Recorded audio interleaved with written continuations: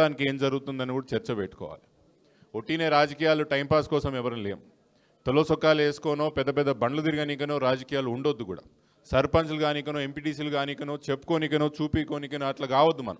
మన గ్రామానికి ఏమవుతున్నది, ప్రాంతానికి ఏమవుతున్నది, ఏ పార్టీకి ఓటేయాలి, ఏ వ్యక్తికి ఓటేయాలి, ఏ వ్యక్తికి ఓటేసినందుకు ఏం జరిగింది ఏం జరగలేదని చర్చ ఇట్లాంటి సమయంలో మనం అందరం పెట్టుకోవాలి. ఇదంతా ఎందుకు చెప్తున్నానంటే కేసీఆర్ గారు 10 సంవత్సరాల్లో అధికారంలో ఉన్నప్పుడు ఏ విధంగా మన నియోజకవర్గం శంషాబాద్ నియోజకవర్గం ఏ విధంగా ఉండే, జూబ్లీహిల్స్ నియోజకవర్గం ఏ విధంగా ఉండేది ఒక్కసారి ఆలోచన చేసుకోవాలి. ముఖ్యంగా మనం రాయందర్ నియోజకవర్గం ఒక్కసారి ఆలోచన చేద్దాం.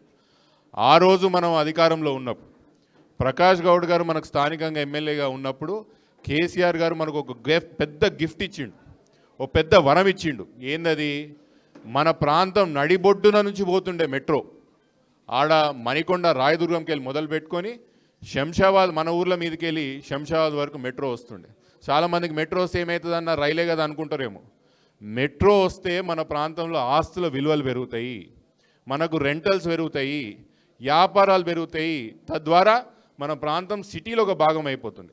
సీదా మనం శంషాబాద్ ఎక్కితే ఇగో సీదా తీసుకొచ్చి గచ్చిబౌలిలు దింపుతుండే 15 నిమిషాలు, ఏ ట్రాఫిక్ లేకుండా ఏం లేకుండా.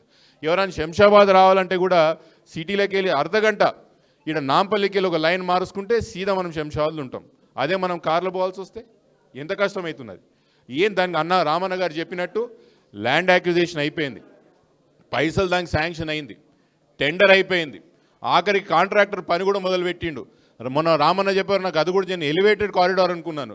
అది భూమి మీదనే పోయే మెట్రో. అంటే దాదాపు 6 నెలల్లో మన దగ్గర మెట్రో కూడా అయిపోతుండే, మనం అందరం కూడా ఆ మెట్రోలో తిరుగుతుంటే మన ప్రాంతం కనీసం ఇప్పుడున్న రియల్ ఎస్టేటే కానీ ఇప్పుడున్న వ్యాపార పరిస్థితులే కానీ ఎంత మెరుగుపోతుండని ఒక్కసారి ఆలోచన చేయండి. ఎమ్మెల్యే గారు ఎప్పుడన్నా పార్టీ మారినప్పుడు, ఎందుకు బాబు లొల్లి 2 నిమిషాలు, ఎమ్మెల్యే గారు ఎవడన్నా పార్టీ మారినప్పుడు మనం ఏమంటాం? ప్రాంత అభివృద్ధికి పార్టీ మారిందని చెప్తాం, లేదా ప్రాంత అభివృద్ధి కోసం పార్టీ మారిందని చెప్తారు. ప్రకాష్ గౌడ్ గారు ఎమ్మెల్యే గారు పార్టీ మారిన తర్వాత మన ప్రాంతానికి జరిగిన లాభం ఏందని ఒక్కసారి మీరందరూ ఆలోచన చేయండి అంట. ఒక్క లాభం అంటే ఒక లాభం జరిగిందా? మొదటి నష్టం ఆయన రాగానే ఏమైంది? మన ప్రాంతానికి వచ్చిన మెట్రోని క్యాన్సిల్ చేశారు.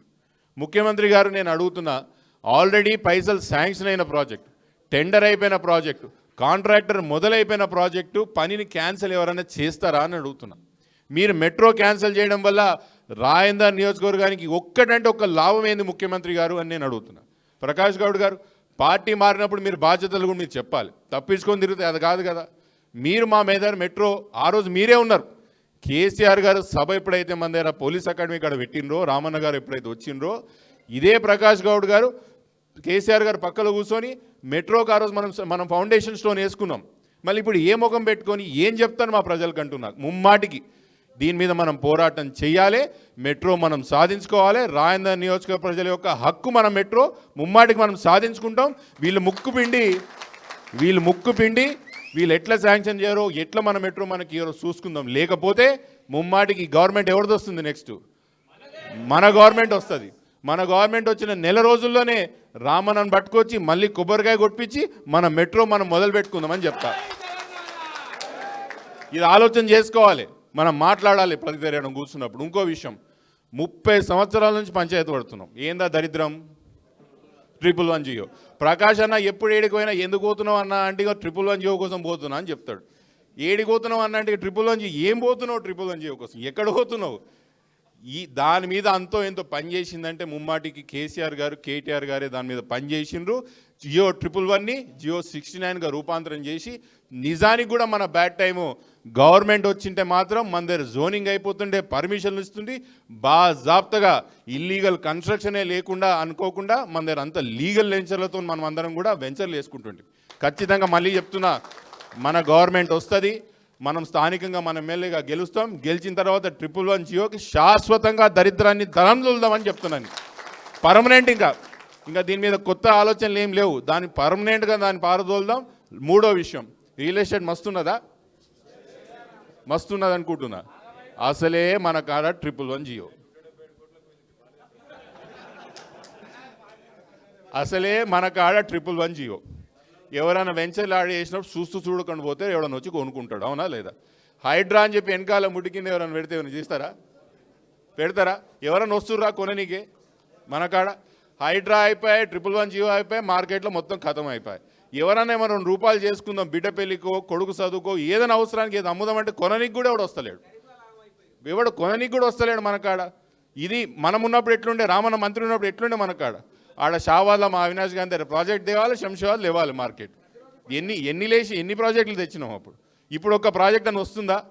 కనీసం ఒక కొత్త ఉద్యోగాలను ఎవరైనా ఇస్తున్నారా? అటు మహేశ్వరంలో ఇటు షాబాద్లో మనకు నెలకు ఒక ఫ్యాక్టరీ వస్తుండే విపరీతంగా మనం డెవలప్ అయినాం. ఖచ్చితంగా మనం దాని మీద కూడా శ్రద్ధ పెడదాం. ఈ 3 విషయాలు మీరు అందరు చర్చ పెట్టుకోవాలి. రానున్న స్థానిక ఎన్నికలే కానీ జూబ్లీహిల్స్లో కూడా విచిత్రం అనిపిస్తుంది. మా దగ్గర నేను ఎప్పుడు చెప్తున్నా మొన్న ఒకరికి, మెట్రో ఇదంతా వదిలేసి ఫ్యూచర్ సిటీ కోసం అక్కడ ఉరుకులాడతారు ముఖ్యమంత్రి గారు. ఏమనంటే future city future city future city, ఫ్యూచరే కనిపించి ఫ్యూచర్ సిటీ కోసం ఫ్యూచర్ వేస్తున్న పనిలా ప్రజెంట్ సిటీకి ఫ్యూచర్ లేకుండా చేస్తున్నారు ప్రజెంట్ చీఫ్ మినిస్టర్ గారు.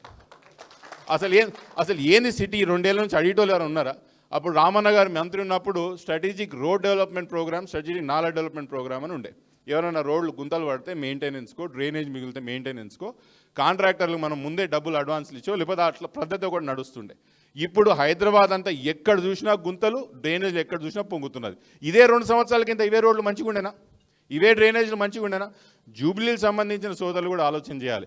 కొంత దగ్గర అంటుర్రంట, అరే అన్న ఇంకా 3 ఏళ్ళు అధికారం ఉంది కదా చూద్దాం, ఈ 2 ఏళ్ళు అయితే నాశనం చేసిరు, ఏం చేయలేరు పని, 3 ఏళ్ళైనా చేద్దాం ఏమో చూద్దామని అంటుర్రంట జూబ్లీహిల్స్లో. నేను అంటున్నా, నిన్నటి వరకు వంట రానోడికి ఈరోజు ఉండడానికి వస్తుందా?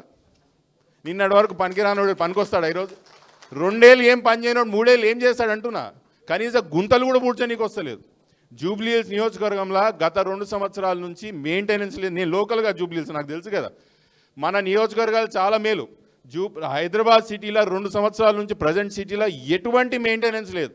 ఇదేగా మనం ఇంకా జూబ్లీహిల్స్ సోదరులు ఎవరైతే ఇక్కడికి వచ్చిండ్రో మీరు అర్థం చేసుకోవాలా. మనం ఖచ్చితంగా బుద్ధి చెప్పాలన్న ఆలోచనతో మాత్రం మనం ఓటు వేయకపోతే మాత్రం 3 సంవత్సరాలు మన దిక్కు చూసిటోడు ఉండడు. జూబ్లీహిల్స్లో ముమ్మాటికి మనం గెలుస్తున్నాం, గెలవాలా తెలంగాణ మంచిగా అని చెప్తున్నా. ఇవన్నీ కూడా నాకు అవకాశం ఇచ్చిన ధన్యవాదాలు. ఇప్పుడు లక్ష్మారెడ్డి గారు 2 నిమిషాలు.